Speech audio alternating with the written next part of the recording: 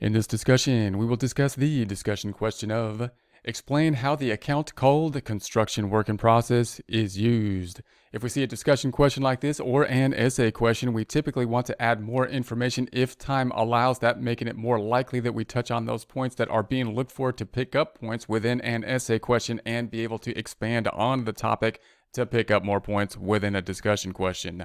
Keeping that in mind, let's look at this one more time.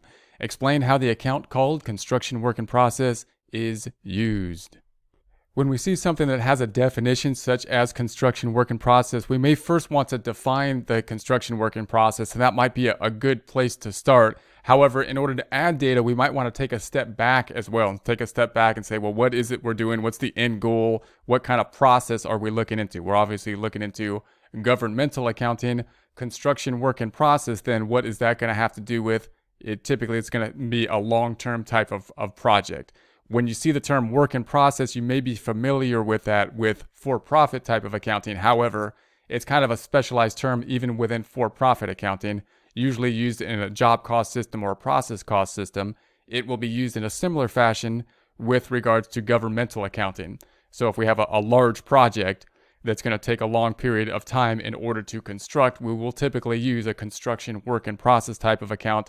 It's going to be an asset type of account. It's going to help us to accumulate the costs within that asset account until the construction is completed, at which point we can put it on the books as the asset of whatever it is that we have completed. The thing we want to note about a construction work in process account is that it's one that will typically be used in the government-wide activities. And anytime you think of a specific account or any type of transaction, what you want to think is, well, is this going to be in the government-wide activities, government as a whole, accrual basis, kind of more normal kind of accounting? Or is it going to be on a fund accounting side of things, or think about the fund accounting side, which could be the largest grouping of the funds being the governmental type funds, and the governmental funds on a modified type of accrual basis. So when we think about the construction work in process, we're usually thinking about a large project that we're going to be putting together, a building, a bridge, or something like that.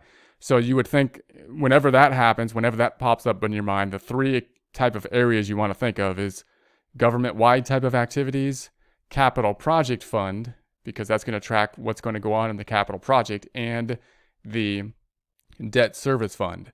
Now, you would think that a construction work in process might be something you'd find in the capital project fund, given the fact that you're working most likely on a capital project, building a building, a bridge, or whatnot. But it's not going to be on the capital project fund. It's going to be in the government-wide activities. Why? Because it's a long-term asset. We're tracking the costs of the long-term assets in the government-wide activities. What's going to be in the capital project fund, modified accrual basis, doesn't have the long-term assets being recorded, is the flow. We're going to record the flow of the activity in more of a temporary account, similar to income statement type of accounts, showing the activity rather than the asset account, which will be shown on a full accrual basis as it would be on the government-wide activity. So it's important to note then, the construction in progress account will be on the government-wide activity, one that's going to be more of a normal type of accrual accounting. What's going to go into the construction work in process is going to be everything related to the construction of whatever we're building. So when we put together any kind of large project, instead of expensing the costs that happen as they go into the large project, as we would if we constructed in a for-profit organization job cost system, we will then capitalize it in this account called a work in process account, which is going to accumulate these costs together, put them together until the final project has been completed, at which time we'll move it from the construction process to the final product. And you may want to just basically look at some examples then at this point and just go through the examples of things that would increase, and look at journal entries that would increase the work in process account. It could include things like legal fees, engineering and architecture services, site preparations, materials used, billings from the contractor are obviously going to be included in the work in process account. So as these costs accumulate, one of the largest ones, of course, would be the billing from the contractor. Then as they accumulate upwards, we're going to just keep on increasing. The work in process would be a debit to work in process and a credit to contracts payable, most likely, or cash if we were actually paying it at that point in time. Then once it was finished, if we made a building, for example, we would credit work in process, reducing the asset down to zero, put it on the books with a debit to building. putting the building on the books. Again, capital project fund, not reflecting any of the work in process. So every time we have a contractor billing or something like that, if it goes into the work in process for the government-wide activities, debit work in process, credit contracts payable.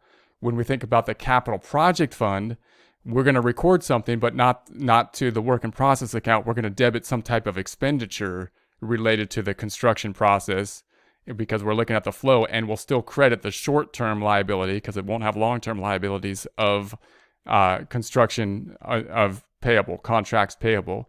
And then at the final step in the government-wide activities, when we move it from work in process to what has been built, the building account, the asset, the capital asset, that's not what's going to happen in the capital project fund. In the capital project fund, we're basically done. The capital project fund has served its purpose.